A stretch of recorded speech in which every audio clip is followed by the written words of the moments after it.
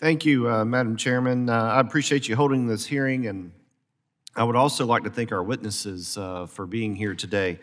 Today's hearing will examine contaminated properties known as brownfields, the tools the Environmental Protection Agency has to address them, and what we hope to accomplish with those tools. There are hundreds of thousands of brownfield sites in America in both rural and urban areas. They are often prime locations for redevelopment, except for the fact, of course, that the land may have some contamination. Brownfields drive down property values, decrease tax revenues, and are a blight on many of our cities and towns. In the past, few wanted to invest in cleaning up these sites because they feared liability, and rightfully so.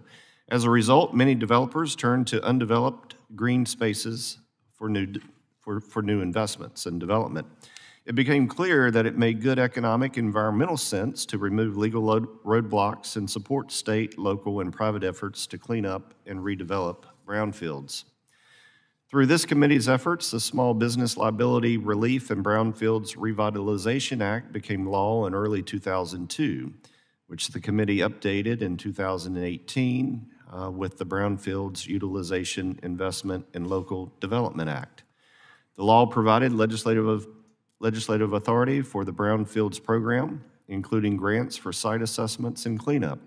The law also clarified liability issues and helped provide greater protections for those who have had no history with contamination of the brownfields property and want to clean up and redevelop it.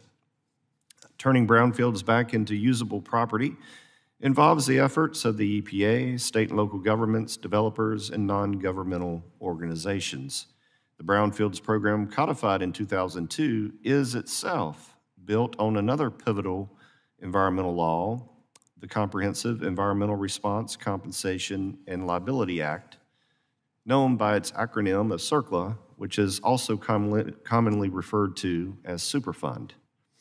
Passed by Congress in 1980, Superfund provides the basis for federally overseen cleanup of environmentally damaged sites. In addition to funding cleanup efforts, the program provides a liability framework that has enabled needed environmental remediation to be done. I look forward to the testimony today to learn how to improve the Brownfields and Superfund programs, and specifically how they affect the local economies of communities and the lives of the people who live in and near those communities. Again, thank you to our witnesses, and I yield back.